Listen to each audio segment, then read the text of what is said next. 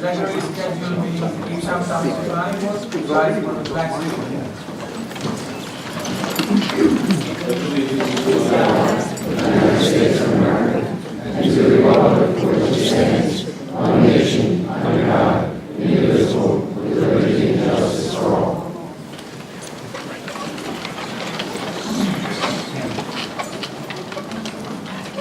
Please be advised that this meeting is being conducted in accordance with the New Jersey Open Public Meetings Act and all other applicable laws of the state of New Jersey. Notice of the conduct of this meeting has been posted in the Township Municipal Building and published in the newspaper of general circulation within the time required by law. All proceedings this evening will be in accordance with the Open Public Meetings Act, the Municipal Land Use Law, and any other applicable law of the state of New Jersey. Please call the roll. Mr. Corbin? Here. Mr. Hoffman? Here. Mr. Marandola? Here. Mr. Maroon will not be here this evening. Mr. Nakasaki? Here. Mr. Vassallo will not be here this evening. Mr. Zinley will not be here this evening. Mr. Brown will not be here this evening. Mr. Stewart will be here, but Mr. Foster? Here. And Mr. Fruit. Here. The minutes from the May 7th meeting will be tabled. We will do them at the next meeting. Any unscheduled matters? We have no continuation of any scheduled matters. All right,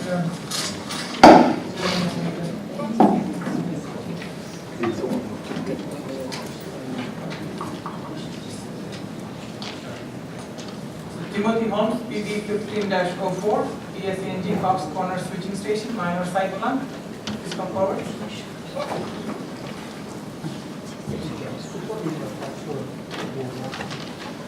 Mr. Chairman, ladies and gentlemen of the board, good evening. My name is Tom Coleman, attorney with the firm of Raymond Coleman, Heinel, and Norman, and I'm appearing this evening here on behalf of Public Service Electric and Gas. The application that you have before you is intending to address a 56-acre parcel located at 225 Sharps Road. It's a switching station that has existed there since 1970. Take the mic a little close to, I think people have trouble getting the back. I'm sorry, Mr. Chairman. The property is located in your INS institutional zoning district. Public Service Electric and Gas, as you could imagine, is a public utility regulated by the state of New Jersey. The statutes of the state of New Jersey provide that utilities can apply directly to the Board of Public Utilities for site plan approvals, improvements, and so forth. As long as I've been associated in representing the company, I've never had an instance where they haven't applied to a local planning board or zoning board.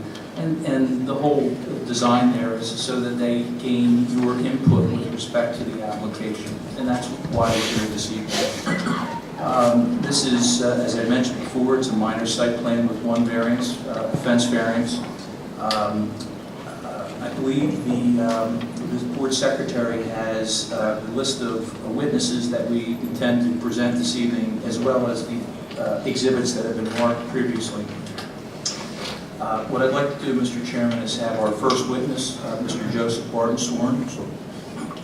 Mr. Barton, Yes. please raise your right hand. Do you affirm or swear the testimony you are about to provide to be the truth, the whole truth, and nothing but the truth? I do. Thank you. Mr. Barton, could you state for the record your name, your company, and the address? Yes, my name is Joseph W. Barton, B-A-R-T-O-N. The name of my company is JWB Solutions, 10 Waltham Drive, Tabernacle, New Jersey. And Joe, could you please tell the board what your relationship to this project is? Yes, I started with PSE&G actually in February 1970, the year we started construction of the Cox's Corner Switching Station, which is off of Sharps Road, and worked in the substation department, and worked 42 years developing substations and switching stations and power plants, transmission lines, underground manhole conduit systems for the utility. So the improvements that are set forth on Exhibit A1 that are shown on the easel behind you, Joe, and were previously included in the board members' packages, what's the company doing at the site? The switching station is actually similar to a train hub where all the transmission lines, which are energized at 230,000 volts, enter and exit the Cox's Corner Station on lattice towers. The lines come from the south from a substation in Walton on Route 73. They continue. There's a line that goes to Burlington. There's another line that goes to Pennsauken to a switching station called Camden Switch. There's a line that goes up to East Windsor, which is Jersey Central Power Light. And there's also a line and a new line that's going to the Lumberton substation, which is out on Route 541. So it's a place where we can change the flow of power. This particular project, we're bumping the fence out to the rear of the station. And the purpose of the bump out is for power quality. And we're putting a piece of electrical equipment in that's called a reactor. And a reactor is nothing more than a coil of wire.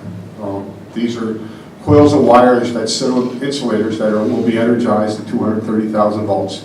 They will be surrounded by a fence. And basically what they do is they correct the power factor on the transmission system so that there's more efficient flow of power. So it has to do with power quality. So it corrects the power and improves the power quality on the transmission system that I just described. It's a very small project, and basically what we're going to do is we're going to tap a bus. A bus is an electrical conductor that's actually a pipe. In electrical terms, it's called a bus. So we're going to connect to that electrical bus, and we're going to tap it over. We're going to go through a disconnect switch, just like a light switch, only it's much larger. We're going to go into a circuit breaker, so to a circuit breaker that's in your home. Only this is a 230,000 volt circuit breaker. It's much larger. And then there'll be another circuit, another switch, and then it'll connect to the reactor. It's actually called a shunt reactor or a parallel reactor. It's not an inline reactor, so it's connected to the station, and it's for improving power quality. So to summarize the testimony, this project is about reliability. Yeah, it's about reliability and power quality. The device has no fluids associated with it. It's actually an open air coil. It makes no noise. There's two lights. There's an up light and a down light associated with it. The down lights are usually on for security. Up light is for when we need to operate or be in the vicinity of the reactor. So the foot candle of any particular light would not exceed past the existing security fence? That's correct. Yeah, there's no light choice that goes beyond the station fence anywhere on the site. Joe, you mentioned the fence. What's the height of the fence that's proposed for this project? Yeah, the current fence that's on the station, that surrounds the station for security, will be continued as a 7-foot cyclone fence with a 1 foot of barbed wire for a total of 8 feet. And you know, Joe, that the ordinance requires that no fence in this particular zone can exceed 6 feet. That's correct. Why does the company need a fence of 7 feet with 1 foot of barbed wire? It's a standard fence for electrical substations, 6 foot with 1 foot of barbed wire.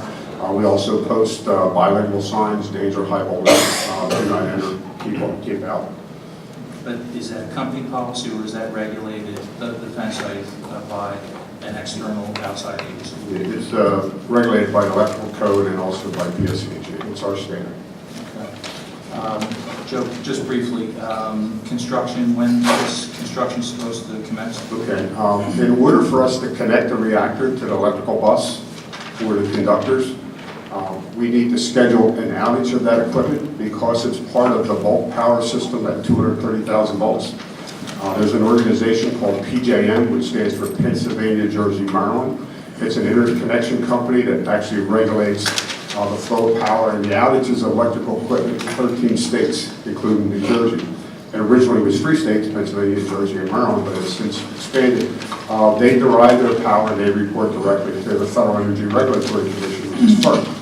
In order to take this type of equipment out of service, it requires a schedule of at least 6 months. So we've already put the schedule in for an outage. Our outage is actually going to be in early fall. So our construction schedule is pretty aggressive. As soon as we hopefully gain approval tonight and we are memorialized, we'll be pulling the permits so we can construct it. And our hope is to have this reactor installed and in service by the end of the year. Work hours, Joe, everything, work hours will be in accordance with township ordinances? Yes. Our normal work order hours are 7 to 4, Monday to Friday. If we need to exceed the work hours and you have a noise ordinance, typically what we do is we contact your zoning officer or construction official or administrator, give them the work hours, and basically ask permission to work extended hours if it is required. The only time it's required is when we take the outage of the high voltage system. We'll work extended hours to make those connections so that we can get that equipment back in service. PSE&G's Cox's Corner Station is actually called a breaker and a half station, which means for every line that leaves there, there's 2 breakers or a breaker and a half between each 2 to provide redundancy and reliability. So when we take this section of the bus out, the station will be in somewhat of an unreliable condition. So that's why we work the extended hours so we can get the station back to 100%, get it to normal. I noted, Joe, on the plan that the closest resident is over 900 feet away.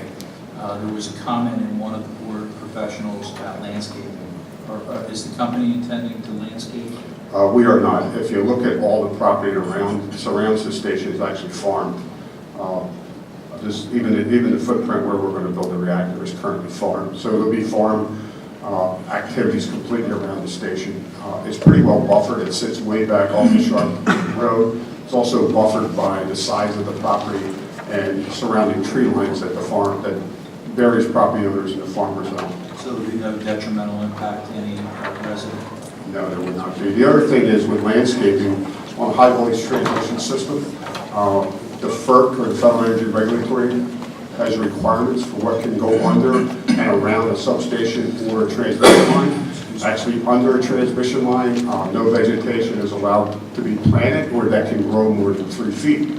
So when we go down a transmission right-of-way, which comes in and out of the station, if there's a sapling that has the potential to grow more than 3 feet, even though it's 2 feet high, by law we need to take it out and remove that. So under the wire, it's called the wire zone, there's nothing that's allowed to be grown or planted that can grow more than 3 feet. Outside the wire zone, which is outside all the way to the right-of-way, there's nothing there to be planted or grown that can grow more than 18 feet. Joe, last but not least, vehicle circulation within the site. How many, is the station manned? Is it someone come there periodically? Yeah, Cox's Corner Station is an unmanned station. It's fully automatic. It operates through various control devices and relays. A traveling operator visits the station at least once a week to do a full inspection of the station. That can be anywhere from Monday to Friday, even on a weekend. The only other vehicles that come to the station are substation mechanics, relay people, miscellaneous folks that do buildings and grounds. In order to get onto the site, because it's a federal regulated site, it's called a FERC-SIP site, you need special training, so not all PSE&G employees have access to the station, only those that are trained. There is a water-bound macadam driveway that goes around the station. A water-bound macadam driveway is nothing more than compressed stone with a dust rolled into it, so we can keep the weeds down and still drive around the station. Around the reactor, there's also a water-bound macadam driveway. The rest of the yard is fully stoned with 3/4 inch stone.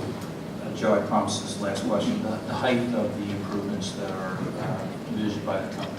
Yes, I believe there is a static one. If you don't mind, I'd like to take a look at the print. That's the exhibit A2, Mr. Warren. While he's looking at that, I just want to note for the record, the exhibits that you've indicated that you were going to mark, that you provided to the board.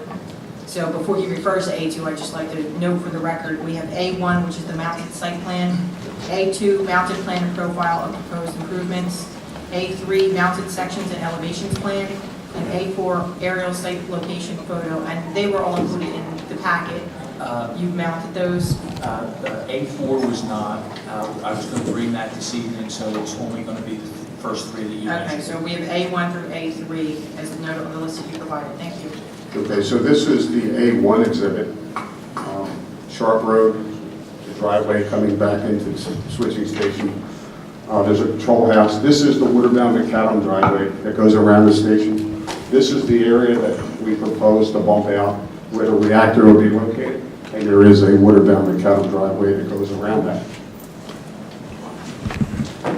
This is the plan and profile of the station. And as you can see, this is the fence line that we would bump out. This is currently property that PSE&G owns. that's being farmed. And this is where we would make the connections to the electrical bus that I spoke about.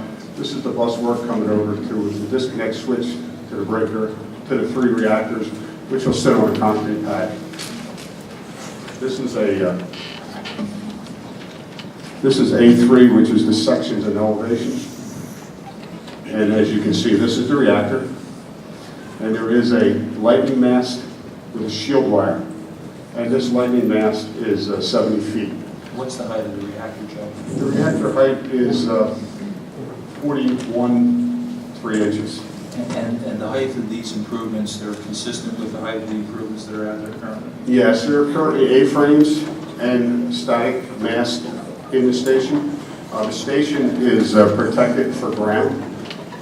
In the ground of the station, there's actually a grid of wires. And it's designed to attract the lightning to the station. So there's static wires, which is nothing more than a bare conductor that runs at the top of the tower that comes into the station. And then there's lightning masts within the station.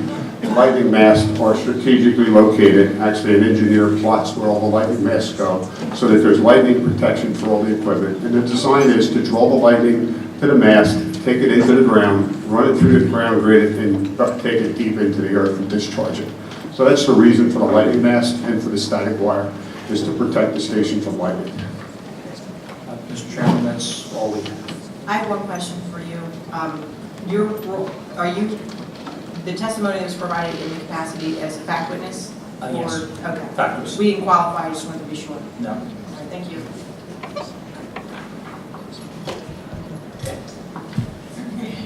Anything else? Any That's it, other Mr. witness? Chairman. Okay, we can go to the professionals. Do you have to start with you? Sure, thank you. Good evening. You have my planning review letter dated May 18, 2015. After I provided the overview of the application, I did outline the variance that is requested. As to that fence variance, they indicated 8, in the application it said 9. Either way, due to the distance from the property lines and the security that's necessary, I think it's justified. I want to make a bigger issue out of that than it is. The other items that were in my review letter have been addressed by the applicant's testimony. Just verify it, and I don't know if it was me or a different of the professionals that you were indicating had mentioned the landscaping. I only raised it because I wanted affirmation that the farming was going to continue, and I think the answer was yes, the farming will continue. So a small area that's now farmed will be taken up with this expansion of the compound, and otherwise the surrounding area is farmed. You have a lease with a local farmer, I presume?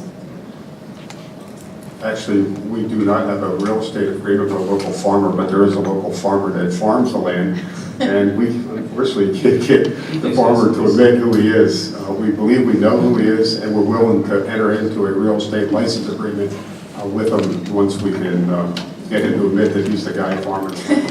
He's been farming it since 1970. Maybe we can help with that. Okay, so, and I think did you affirm that no trees need to be removed for the expansion? That's correct. Okay. Other than that, I don't have any other comments. I have a question about the access road, but I'll defer that to Mr. Rain. Thank you, dear. Thanks. Mero, anything else from you? Please, Okay. for environmental consultant for this project, Mr. Darjan. All right, Mr. Darji, you wear 2 hats today. Yeah, with all kinds of hats I have. Good evening. Our report is actually dated May 22nd. We did have an opportunity to review all the documents that have been submitted. And subsequent to issuing our report, I did get an opportunity to speak with the applicant and their counsel. The issues that we did have in our report were regarding the environmental impact report, regarding the groundwater sampling. The applicant has told me that they will perform that groundwater sampling. It's not something that can be waived by the board. Given the scope of this application, there's really no impact that the application is going to pose to the groundwater. The application or they're not proposing any new potable water or sanitary sewage disposal either. But however, our ordinance does require the sampling, and the applicant's going to do that. They will be sampling from the existing well that's on site prior to any treatment. So it will be a true groundwater sample. The Phase 1 environmental site assessment did note one area of concern as the historical agricultural use of the property. The applicant, subsequent to our letter, did issue a report, a phase 2 environmental investigation, which we did get an opportunity to review. And the investigation found that any levels that were indicated, and there were indication of arsenic and lead, were below the NGDP criteria. So that satisfies that requirement as well. And we also noted that any condition of approval would be that the soil that's exported from the site be tested, and the applicant has indicated that they already have a protocol, policy to test any soil that come off site, and that will be provided to the township engineer at time of construction. So, with that being said, all of our comments have been satisfied. So there's two conditions of approval. One is the groundwater testing. Correct. The site, the sand removal. And testing of the soil that's being removed from the site. That's correct. Mr. Raymond? Good evening. We did issue a report dated May 6th of this year, and we had the 5 comments. I'm still a little confused about the height of the fence that you're proposing. Is it a 7-foot fence with 1 foot of barbed wire on top of that? So that would be what would the variance would be. And the access road is your water-based macadam around there. There's no paving involved. That's correct. In that regard. And the site lighting, I had the opportunity to speak with Mr. Holmes about that, and all that lighting, as you testified, would be directed down, will not spill off of the site, and therefore would meet the criteria of the ordinance. And that since there is the stormwater evaluation report said there really isn't going to be much generated in regard because of the stone that generally maintains the base or the floor, if you would, of the switching station, that there would be no impact associated with the stormwater runoff, and that there are no communication towers that would do any type of interconnection with other towers. This is a self-maintained site and just visited periodically by your staff. Is that what I understand? That's correct. And that the towers that are shown on the plans are the lightning suppression system that you have, and they are at best a 40-foot height. 70 foot. It's similar to a flagpole. It's a aluminum mast with a static wire on it. Okay. And it's 70 foot high. There's one of those at the very end of the reactor. Do you intend to apply for Burlington County Soil Conservation approval Yes, we will. at the County Planning Board? And there was the DEP wetlands was already approved in September of 2014. From our viewpoint, I think he has met the conditions of the ordinance. The one thing I would suggest, and I'm looking at the Director of Community Affairs, that I would not see a reason for a performance guarantee in this, so that Ms. Walters, if we could put that in the ordinance, that would simplify the application and the conforming plans. That's all I have, unless you have questions. Okay, thank you, Mr. Raymond. Any question from the board? Seeing none, I'll open to the public, or anyone wishing to speak, please come forward. Sharon, do you want to say something? Yeah. For the public comment? Since this is the first time tonight that we're going to have a public comment, we're just going to let everybody here, regardless of what application you're here for, know how our public comment works, because our agenda is lengthy and we have many members of the public here this evening. Public comment will be limited to 2 minutes per person. The board will not entertain repetitive comments, and comments and questions that do come up should be related to the application that's been presented for when you're questioning, for prior to your questioning, and not to anything else. Those are the rules for public comment. Is there anybody who wishes to speak on this application? Seeing none, I'll bring it back to the board for a motion or a question. Before we make a motion, Ms. Jamino, are you comfortable with Mr. Raymond's recommendation as the performance guarantee? Yes, I am. Okay, thank you. You were coming up. Yes, thank you, Mr. Chairman, members of the board. And applicant, obviously, your options are a motion to deny or a motion to approve. A motion to approve would be for a minor site plan with a variance to permit a fence height of 7 feet plus 1 foot of barbed wire for a total fence height of 8 feet where 6 feet is permitted, on the condition that the applicant will sample the groundwater through testing in its well, will make sure they test soil exported from the site and provide those results to the township prior to removal, complete removal from the site. And with the board's consideration that no performance guarantee, recommendation that no performance guarantee be required for the application. Thank you, Ms. Sharon. Need a motion? Mr. Chair, Mr. Hoffman. I would like to move the approval of ordinance PB 15-04 with the conditions and specifics set forth on the record by Ms. Williams. Need a second? Second that? Just to clarify, it's to approve the application PB 1504, right? Okay. Thank you. Mr. Cortland? Aye.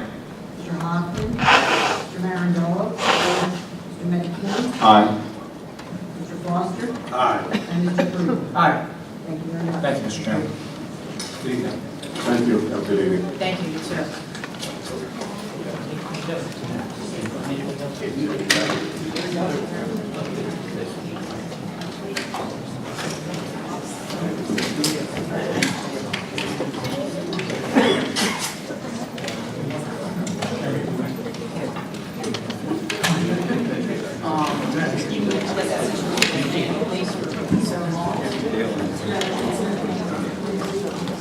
Okay, next item, Mipro Homes LLC, PB 14-21, major subdivision preliminary waiver of submission.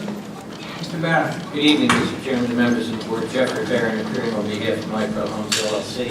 This is an application for waivers in regard to our preliminary subdivision application that's been submitted to the board for a 65-lot, 68-unit subdivision on the Testa Farm, a 3-lot consolidation that exists on Elmwood Road. The farm has been around for forever, even when I represented it, which is forever.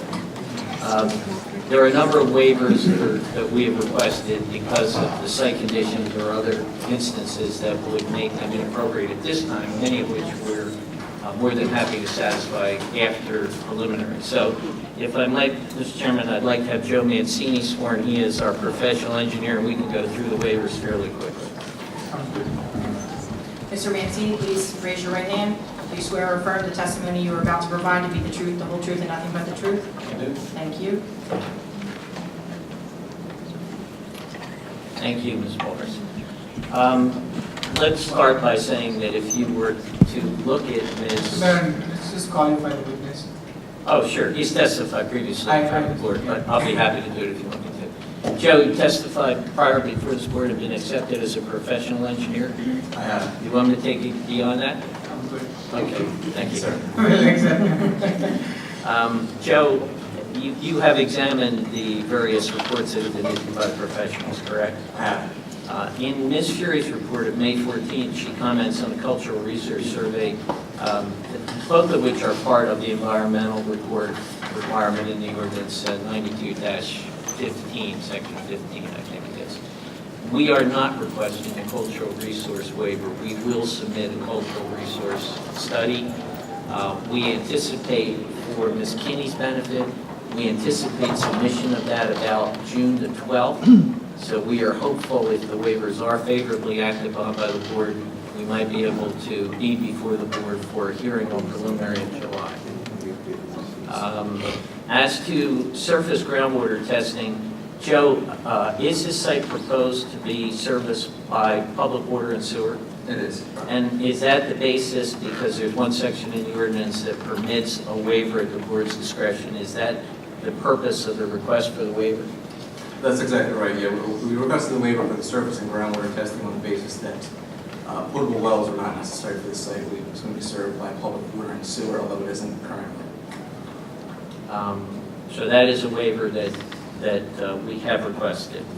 The other waivers are addressed in my letter to Ms. Kinney of May 27th. Let's talk about the contours. Are contours shown on the plan currently, Joe? Existing contours are proposed contours are not. We requested a waiver to defer those until final. Obviously, we understand that they're necessary, but to the extent that there may be some changes to the grading and drainage, we wanted to defer those and avoid unnecessary duplication of work. So we didn't want to present contours today, and then if anything that was done through the preliminary process changed them, we would have to change them again. We wanted to present them one time to make sure they were accurate. Certainly, we're confident that there's sufficient information to show the general grading and drainage of the site, and we can refine that by final. In regard to item 28, Mr. Barron, before you move on, and I don't mean to interrupt you, so I just want to clarify, for the contours, you're looking to defer that until the time of preliminary, as a condition of preliminary? and submit them as part of the final application, that's correct. In regard to item 28, which I'm going to make it simple, is the delineation of specimen trees and other significant features. Have you read Ms. Fury's report of May 14, 2015? I have. And are we willing to comply with the recommendations in Ms. Fury's report? Absolutely, yes. I can go through those, but in essence, what Ms. Fury wants is the delineation of trees that would be removed, as some additional detail on where trees will be planted, and also in the area of the dog park. She would like to know which trees are going to remain and which trees are going to be removed, and we're amenable to all that. Correct. So the waiver we're asking for is from identifying trees between 8 inches and 23 inches. We've identified all the quote-unquote specimen trees over 24 inches, and we'll depict those on the site according to our recommendations. And at least in Ms. Fury's report, she supported that waiver at the time the report was issued. And that's another, as a condition of preliminary? In other words, the only reason I'm clarifying is because the cultural resource survey, it's my understanding you're indicating, will be submitted before the hearing on preliminary. Yes, that's correct. So all the other waivers that you're asking for? We're still asking for. We're asking for You're waivers. asking for them as condition of preliminary approval, so they'll be submitted between preliminary and final? No, we're asking for waivers. Okay. But there are some things such as, we will address Ms. Fury's comments as a Okay. condition of the waiver in our preliminary plan. Mr. Mancini will address that. Can I clarify that just a little bit? What I'm recommending is that as to number 28, the waiver for identifying trees between 8 and 23 inches just be granted. They don't have to do that ever. And then the remaining items that Mr. Mancini just agreed to do, they'll do prior to submission of preliminary, prior to the preliminary hearing. Yes, Is that correct. correct? We agree to do that. Yes. We agree. So they don't need that waiver, they're going to give us that as a condition of completion.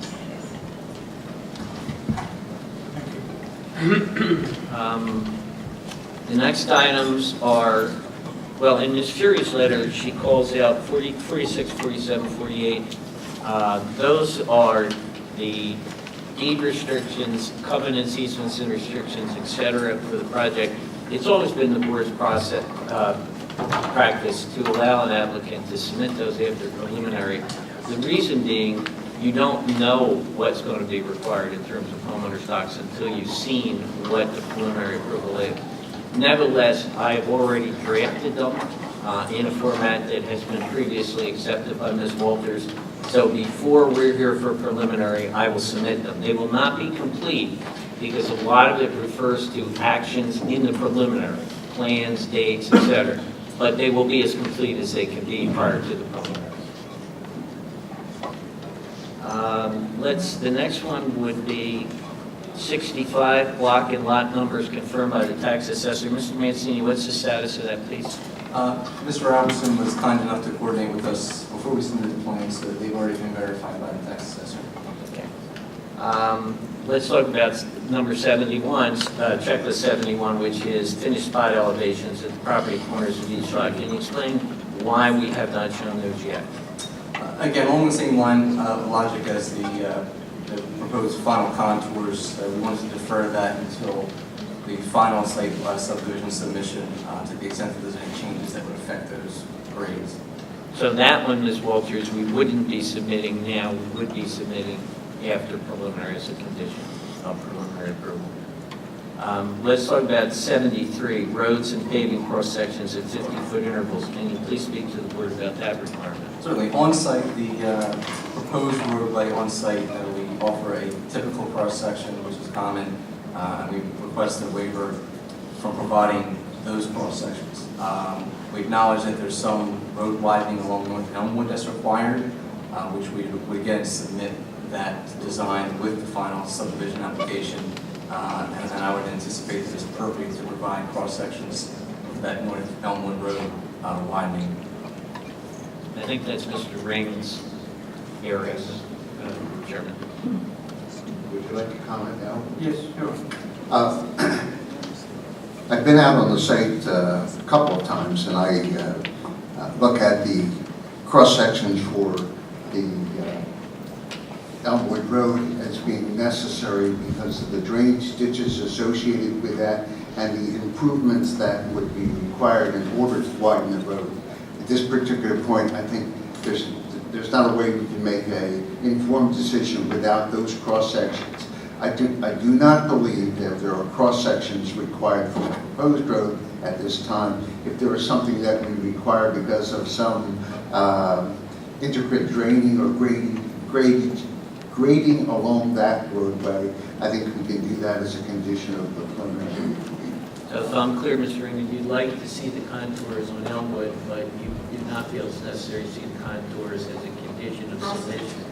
The cross-sections, yes. Cross-section, I'm sorry. Yes, along Elmwood, but not in on the main road. Yeah, main road is just a typical section, and we can work with that pretty accurate. Okay, thank you. Item 74, we've already talked about this, again, has to do with tree plantings and species of trees in the public right of way. We agreed to clarify that. Item number 81, which has appeared several times in reports about fire hydrants within 500 feet of the property. Mr. Mancini, are they shown? We believe they are. Okay. We're not quite sure why the professionals are unable to locate them, but we have put them on the plan. So we'll be happy to discuss them with the professionals if it's not clear on the plans, but they are there. And those are all the waivers. So in essence, we agreed to do everything. It's just that some of the things are being asked to be deferred until preliminary, when we know what the board would like to do with the overall plan. And then we would address them as a condition of preliminary at final. I do have one more comment, if I might, Mr. Chairman. I did write a completeness letter on May 11th, and in that letter, I had no comment on the cultural resource survey and the ground and surface water testing. I did feel as though that the proposed contours may be a vital part of the review process, because this is a very densely proposed development. This isn't single-family homes spread out over lots. These are townhouse buildings, and one of the things that may impact our ability to determine the impact on the trees, existing trees, may be the grading that would be part of that, as also the drainage. There are homes that back up to this property, and one of the things I think that's going to be critical is how we handle the interconnection of the two developments and how that water would drain, how we handle that so we are not putting water on any of the existing lots. That would be my recommendation. We will do that. We will submit the contours as part of the preliminary submission. Mr. Mancini indicates he can do that within the next 2 weeks, so the time frame should pretty much match up with what we're doing with the cultural resource survey. So you would not require that waiver? So we will not require that waiver. We will comply. So Nancy, you want to say something? Is this a submission waiver, so? I'm just one clarification from Mr. Barron on what he indicates he is going to submit prior to preliminary, so that can be reviewed in conformance with the waivers, because what I heard is that the cultural resource survey will be submitted by June 12th, that we did address the groundwater.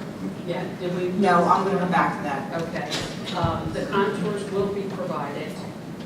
The cross-sections of Elmwood Road will be provided. I don't know if the determination was made on the spot elevations of the property corners. We're suggesting that they be done as part of final. I think the proposed contours, Mr. Mancini, almost require that, but that would be your choice on how you develop those contours. The contours at least give us the ability to determine what the elevations would be at the property corners. I just think they would be added fairly easily. But to not provide it would be a major as long as the contours are. At least, yes. So my understanding, Mr. Barron, is that revised plans for preliminary will be submitted in 2 weeks. Within 2 weeks, yes. Within So then, with that, that would be reviewed then for completeness of the waivers. And also satisfaction of Ms. Fury's comments if the waiver for location of trees between 8 inches and 23 inches or other comments as to what you'd Well, like to that see. that was already Would discussed also as a waiver. be submitted. Well, there's a piece that's a waiver, and there's a piece of it that's going It's to a be provided. condition of the waiver. Yes, if the waiver to be granted, then as a condition, we agree to satisfy Ms. Fury's. I don't want to beat a dead horse, but Okay, I let's just go want to back make to sure, the the waiver surface. from identifying trees between 8 and 23 inches supported by layer, that's a waiver. Yes. That's never going to be supplied. That's correct. But the remaining items will be provided prior to the hearing on preliminary as a condition of granting the waiver. Yeah, just so it be clear, the remaining items are those addressed in Ms. Fury's May 14th letter, so we all know what it is we'll be submitting. Okay. Miss, do you have anything else to say? No, nothing else. Just the ground level. Yeah, Mr. Barron, I heard the testimony. The section of the ordinance 9415B, inventory or testing for existing development which is serviced by public water and sewer may be waived at the board's discretion. I read that with its literally, and I realize you may have written that ordinance many years ago. No, I read it the same way you do, but Okay. my client asked me to still ask for the waiver. Okay. I think it has to be there, Right, and it isn't there now. so I think, And the I best- agree, that's my interpretation. And the best test of that is, as you said, I wrote it. And that is what it was intended to So it's required because it is not currently serviced by public water and sewer, even though we know it will be. But it is a farm. So my understanding is there was a remedy that was proposed. be. We heard the testimony on PSC&G that you wanted the well tested that's on site. We would suggest that perhaps that would be an appropriate way to handle it. There is a potable well that is used by Mrs. Testa. We would be happy to provide testing for that well. Is that satisfactory? That's should be fine. And should the test is prior to any treatment equipment. Prior to entry into any treating system? Absolutely. Okay, and those test results will be provided at some time? Within the next 2 weeks as well. All right, prior. My client said he's going to go out and take pictures of Mrs. Testa, drink the water, and then an hour later still standing up. That's after treatment. I'm not exactly sure that meets the intent of what was agreed upon. No, it doesn't. You can take your chance. But it was an interesting suggestion. Okay, anything else, Mr. Raymond? No. Not today. Okay, so I think they've already expressed on the record. Do any members of the board have any questions about what is being requested and what is intended to be submitted? All right, then I think the board could entertain a motion to either deny or approve the waiver request as testified to by the applicant, qualified and clarified by the board's professionals. Before I entertain a motion, I will open up for the public. Anyone wishing to speak, please come forward for this application. Seeing none, I'll close the public portion, bring it back to the board for a motion.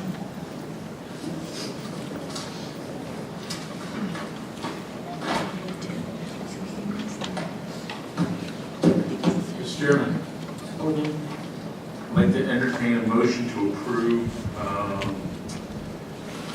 Minpro PB 14-21 major subdivision preliminary waivers of submissions as qualified or outlined by professionals. Can you a second? Second. Second by Mr. Foster. This is for the waivers only. Waivers only, just based on tonight's testimony. Mr. Corley? Aye. Mr. Hoffman? Aye. Mr. Marandola? Mr. Mancini? Aye. Mr. Foster? Aye. And Mr. Parikh? Aye. Thank you very much. We hope to see you in July. I wish you all happy 4th of July. Thank you, Mr. Barron. Thank you, Mr. Barron. Good night, Joe.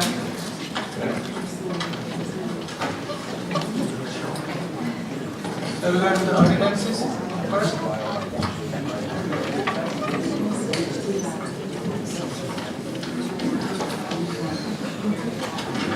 Ordinance 19-6-2015. So you missed that, Kim? Yes, yes it is, thank you.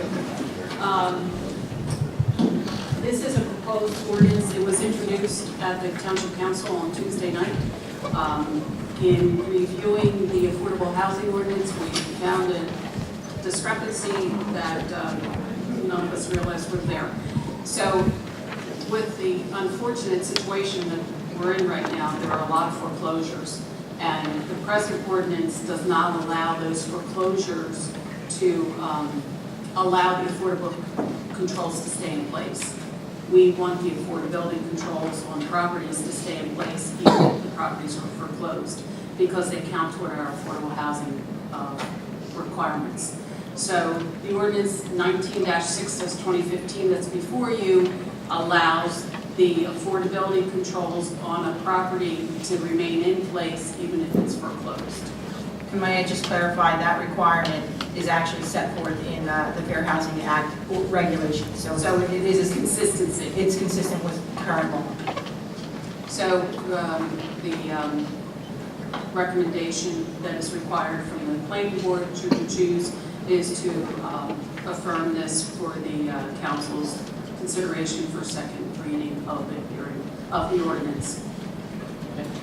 Do you want to do both or we want to do one at a time? Mrs. Waters? We should probably do them individually so we can take it. Oh, do both, did you say? Yeah. I'm sorry, I thought you said 47. Yes, we do one at a time.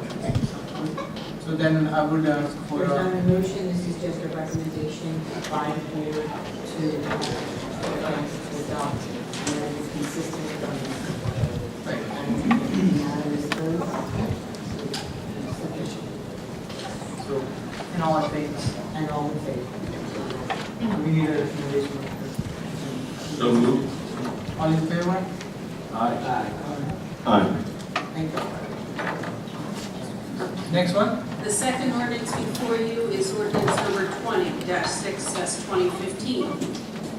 Because of the two applications we just went through and the fact that we could not waive some items that are in the environmental impact report and an environmental assessment, the recommendation from staff is to amend the present ordinance that will allow waivers of groundwater testing or any cultural resource survey or anything else contained in the environmental assessment requirements and the environmental impact report in the ordinance. The way the ordinance is presently read, there's no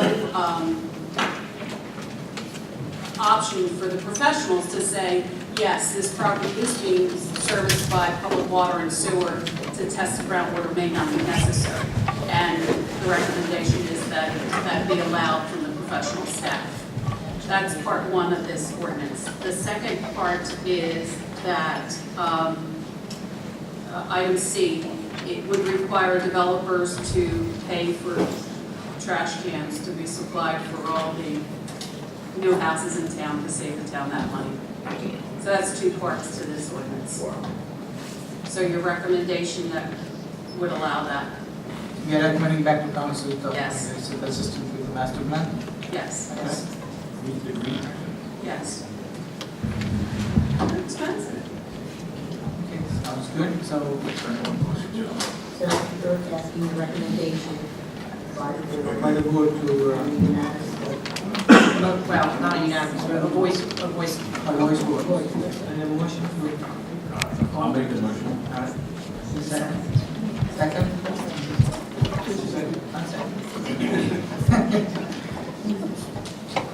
Okay. All in favor? All in favor? All in favor? Everybody say aye. All right. We got two.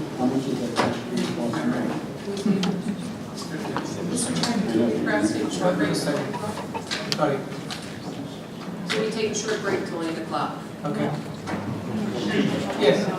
Could you please explain, you just skipped over Maple Avenue? We're coming right back. Coming back. We're coming right back. We anticipated the previous applications to take longer than they did, so we indicated to them that they should be here by 8 o'clock, so that we could get through all of the rest of our agenda and give them an opportunity to set up. So that's what we're going to do right now. They're here, they're in the back of the room.